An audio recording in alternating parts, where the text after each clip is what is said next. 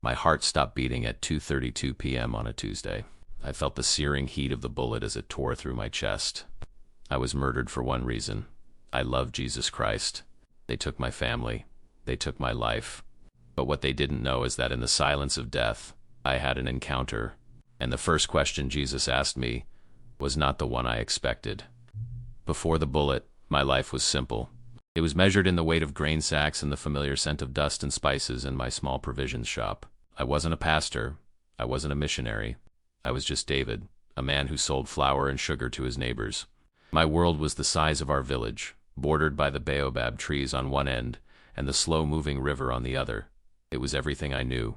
And at the center of that world was my family, my wife, Sarah. Her laugh was the only music I ever needed to hear. I can still feel the warmth of her hand in mine as we'd walk home from church. And my children, their little feet running through our dirt yard, was the sound of my own heart beating outside my body. I thought my purpose was simple, to provide for them, to keep them safe, to watch them grow. I thought that was enough. I considered myself a good man, a good Christian. I went to church every Sunday, sat in the third pew. I knew the hymns by heart, and I gave what little I could to the collection plate. I believed in God, in Jesus, in heaven. But my faith was like a formal coat I wore on Sundays. Underneath, during the week, I was just me, and I was carrying a stone in my heart. You see, no one knew this, not even really Sarah, but I hadn't spoken to my neighbor Samuel in almost a year. We'd had a dispute over a small strip of land between our properties, a few feet of worthless dirt. Harsh words were exchanged. Pride got in the way. Every single day I would see him in the market, and we would both look away, a wall of silence standing between us. I prayed for God's grace on Sunday, but I couldn't find it in myself to forgive Samuel for a handful of dirt on Monday. Sarah would sometimes look at me, her eyes full of a gentle wisdom I didn't have. "David, just talk to him," she would whisper at night. "Life is too short for this bitterness." I'd just turn over, pretending to be asleep. The anger felt like a part of me, a bitter root that had grown into my soul. I was so consumed with being right that I never stopped to think if I was being good. I was so focused on my tiny, silent war with Samuel. I was so wrapped up in the balance of my ledgers and the price of rice. I didn't see the real storm gathering on the horizon. The whispers from travelers, the stories of villages being burned, they felt like tales from another world, not mine. But what happened next was worse than any story I could have imagined. I was worried about a few feet of land, and an army was coming to take my entire world. And I had no idea that the hardest lesson I was about to learn had nothing to do with land or money or pride. It had to do with that stone in my heart. What would you do if you knew your time was running out? Would you hold on to your anger, or would you let it go? Let me know in the comments. And if this story is touching your heart, please subscribe and turn on notifications. I have so much more to share about what I learned on the other side. The change was slow at first, like the tide going out so gradually you don't even notice the shore is wider until your boat is stuck in the sand. It started with whispers. Travelers passing through on their way to the city started carrying stories with them, dark stories. Tales of villages to the north that had been raided, of churches burned to the ground. We'd listen, my neighbors and I, and we'd shake our heads. But it felt like news from another country, not our own backyard. It was someone else's tragedy. Then the market began to feel thin. It's hard to explain, but it's something you feel in your bones when you've worked a place your whole life. Certain stalls were empty for weeks. The familiar faces of the spice merchants who made the long journey from the north, they just stopped coming. The air, usually thick with the smell of roasted peanuts and the loud, joyful chaos of bargaining, had a nervous quiet to it. We all felt it, but no one wanted to name it. Naming it would make it real. I remember one afternoon, a man I knew, a leather worker named Joseph, was packing his family onto a rickety cart. Everything they owned was tied down with rope. I walked over and asked him where he was going. He wouldn't look me in the eye. He just kept tightening a knot, his knuckles white. "The wind is blowing in the wrong direction, David," he said, his voice low. "It's not safe for people like us anymore." I thought he was being dramatic. I even felt a little flicker of pity for his cowardice. I know now he wasn't a coward. He was a prophet, and I was a fool who wouldn't listen. But the worst part? It's the clearest sign of all. I was completely blind to it. Sarah felt the change more deeply than any of us. I could see it in the way she held our children a little tighter at night, and the way her prayers became longer, more desperate. One evening she came to me as I was closing the shop's ledger. Her hand on my shoulder was trembling. "David," she said, her voice barely a whisper, "please, go talk to Samuel.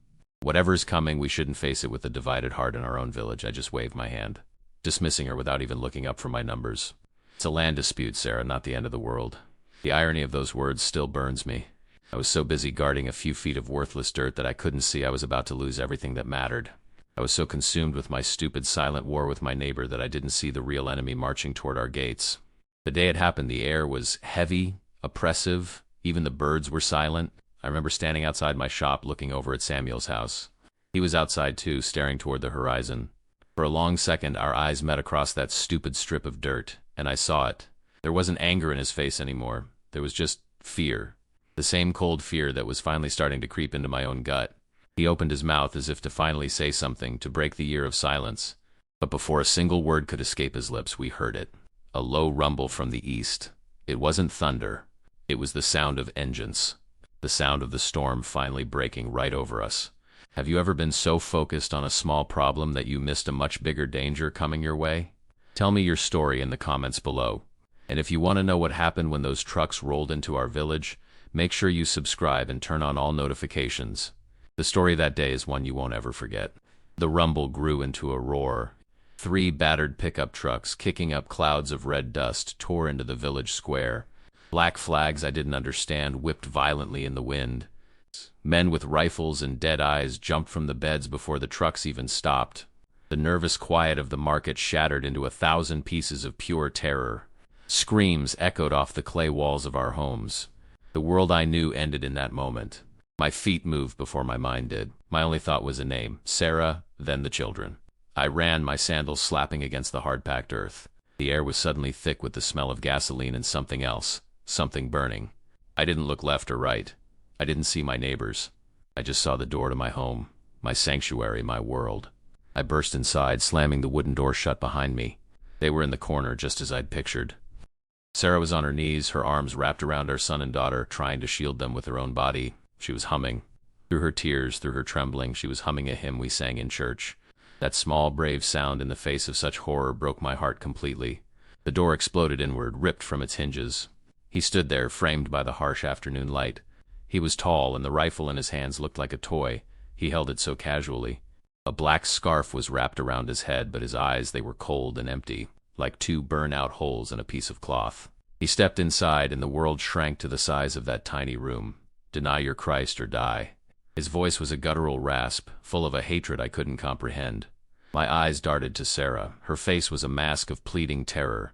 I saw my son peeking out from behind her arm, his little face crumpled in confusion and fear. In that split second, the lie formed on my lips. It would be so easy. Just one word. A single, meaningless word to buy their lives. What was my pride worth compared to their breath? But as I looked back at the man, a strange and total peace washed over me. It made no sense. I wasn't looking at a soldier anymore.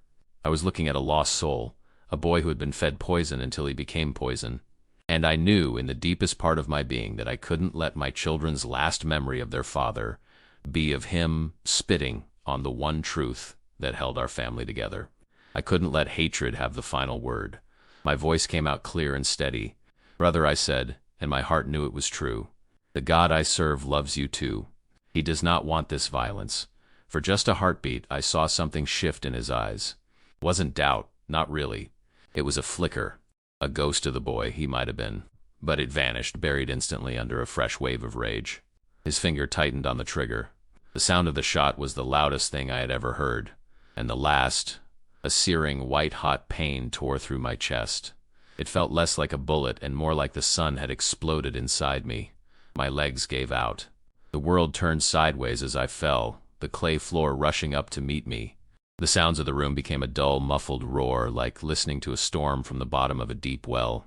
The physical pain was already fading, but what I saw next was an agony no body could ever contain. Through my dimming vision, I saw them move past my body, their shadows falling over my wife and children. I heard Sarah's final, piercing scream, a sound that didn't just break my heart but shattered my very soul.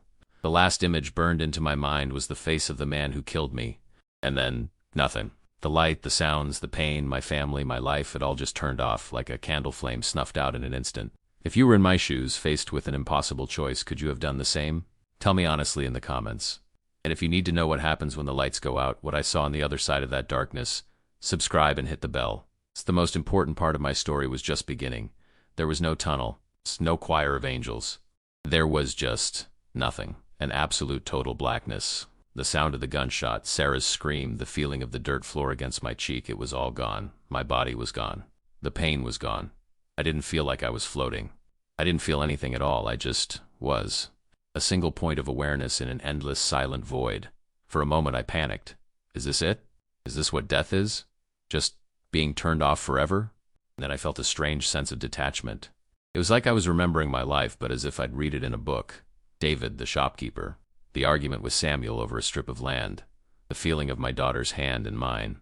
It was all there, but the raw emotion connected to it was fading, like a photograph left out in the sun. The anger, the fear, the love, it was all becoming distant information, no longer a part of me. I was being unraveled, thread by thread, from the man I used to be. The weight of my entire life was lifting. And in that vast empty quiet I saw it, a single pinprick of light.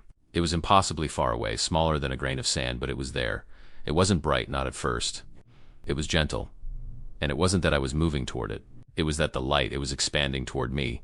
It grew slowly, steadily, not like a fire, but like the dawn. It filled the blackness, not by pushing it away, but by transforming it. The light had no heat, but it was the warmest thing I had ever felt. It wrapped around my consciousness, my soul, whatever was left of me. And it was filled with a feeling, an emotion so powerful that we have no word for it on earth. It was love, but not human love. Not the love of a husband for his wife or a father for his child. This was the love that created stars. It was a love that knew every mistake I'd ever made, every bitter thought I'd ever had about Samuel, and it didn't just forgive me. It told me those things never mattered in the first place. The agony of the bullet, the horror of watching my family die, that soul-tearing pain was met by this wave of perfect peace. It didn't erase the memory, but it washed it clean of the trauma. The wounds on my soul were healed in an instant. All the fear, all the hate I felt for my killer, it all just dissolved. It couldn't exist in the presence of this light. It was like trying to hold a shadow in the middle of the sun. I was home. I had never known I was lost until that moment when I was finally found. Have you ever felt a moment of peace so perfect it felt like it came from another world? Share that moment with me in the comments. And if you want to know who is waiting for me inside that incredible light, make sure you subscribe and click that bell, because what I saw next is the reason I'm here today. As the light became everything, I realized it wasn't just light, it was a place. It was a presence. It had a texture like being wrapped in the softest warmth and a sound like a symphony of perfect silence. And in the very center of it all, he was there. I didn't see a face with a beard and long hair. Not like the pictures from my childhood Bible. It was more like recognizing a song your soul has always known but had forgotten. It was Jesus. My spirit didn't just recognize him. It bowed down in a way my physical knees never could, weeping with a joy so pure it washed away every last scar from my life on earth. Communication here wasn't with words that travel through the air. His thoughts bloomed directly inside my own. The first was a wave of pure welcome, a feeling that said, "David, my beloved son, you are home." But my human heart, even the memory of it, was still breaking. I cried out a silent scream of thought that echoed with all my pain. Lord, why? My Sarah, my children, they were innocent. The man who did this, the rage, the need for justice, it was still a phantom limb, an ache for a world I had just left behind. His peace met my anger, not to crush it, but to soothe it. Their pain is over, David. Their journey is complete. They are here, with me, whole and full of joy. I didn't see them, but I felt them. It was like feeling the warmth of the sun on your face. You don't need to see the sun to know it's there. I felt Sarah's gentle spirit and my children's bright, laughing energy. They weren't ghosts. They were more real and alive than they had ever been. The relief was so absolute, it was like taking a breath after being held underwater for a lifetime. But the injustice still burned in me. He doesn't deserve forgiveness, I insisted. Then came the question that changed everything. It wasn't a rebuke. It was a gentle, loving, and impossibly heavy question. And you, David? Do you? In that instant, my life wasn't just reviewed. It was laid bare before me, not for judgment, but for understanding. I saw my argument with Samuel, that stupid, worthless piece of land. I saw the bitterness I had carried in my heart for a full year. I saw how I had dismissed my wife's pleas for reconciliation. I didn't feel shame or guilt. I just saw the truth. My unforgiveness had been a poison I drank myself. A wall I had built brick by brick, shutting out the very love that was now surrounding me. I saw that the killer's hatred and my bitterness came from the same dark root. His was a forest, mine was a single stubborn weed. But they were the same. In the face of that perfect, unconditional love, my anger at my killer felt small, pointless. A heavy stone I had been carrying for no reason. I understood then. Forgiveness wasn't a gift I was giving to him. It was a key to unlock my own cage. Love is not a feeling. It is a choice. His presence communicated, the truth of it settling into the deepest part of my being. Forgiveness isn't to set him free. It is to set you free. The world has enough hate. I did not call you to hate. I called you to love, even when it hurts. Especially when it hurts. I let go. With a single, conscious choice, I released the hatred, the bitterness, the need for vengeance. I forgave the man who murdered me and my family.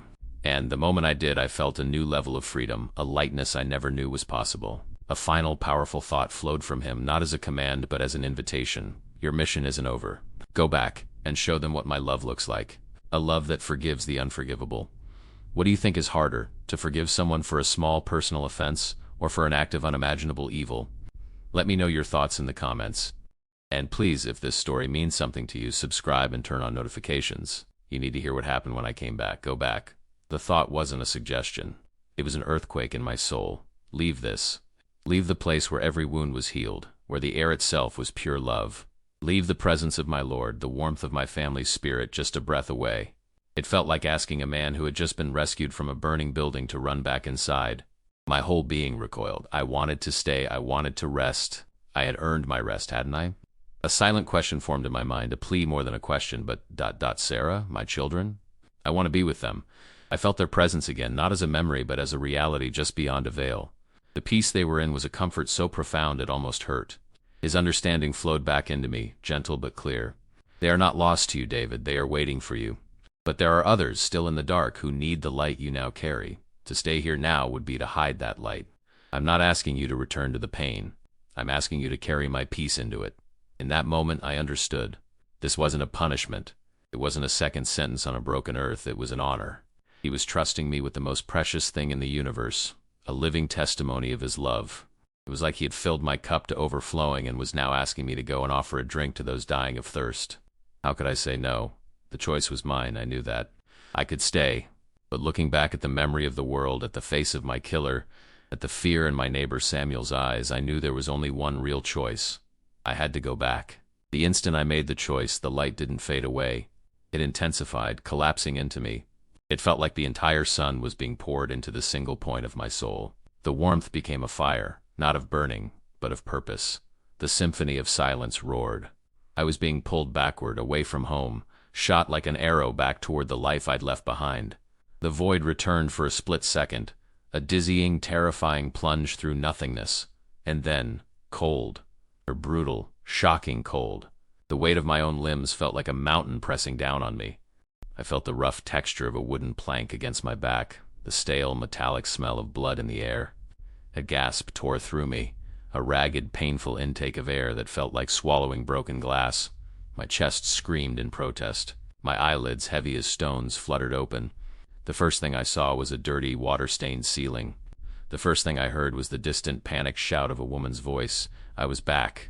I was alive. And my new mission had just begun. If you were given the choice between perfect peace and a painful purpose, what would you choose? Tell me your honest answer in the comments. And you have to hear what happened next. How I got out of that place with bullets still inside me. Subscribe and turn on all notifications because the story of my escape is a miracle all on its own. The scream belonged to a young woman, a volunteer I think, who had come to cover the bodies with thin white sheets. Her eyes were wide, her hand clamped over her mouth as if to hold the terror in. She looked at me like she'd seen a ghost, and in a way she had. I tried to sit up, but a bolt of lightning shot through my chest and I fell back with a groan. The pain, it was real. It was a brutal anchor, pulling me back into a world of flesh and bone and agony. Her scream brought an older man running, a doctor by the look of his stained coat and weary eyes.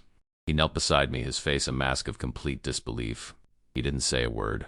He just pressed 2 fingers against my neck, his brow furrowed in concentration. I watched his eyes widen. He checked again. He had no idea he was touching a man who, just moments ago, had been standing in the presence of God. He looked from my face to the bloody, gaping hole in my shirt. "Impossible," he whispered, more to himself than to me. They moved me to a cot in a crowded makeshift ward. The air smelled of antiseptic and fear. The doctor examined me carefully. He was gentle, but every touch sent waves of fire through my nerves. "The entry wounds are here," he said, pointing to my chest. "But there are no exit wounds. The bullets, they're still inside you. They should have torn through your heart, your lungs.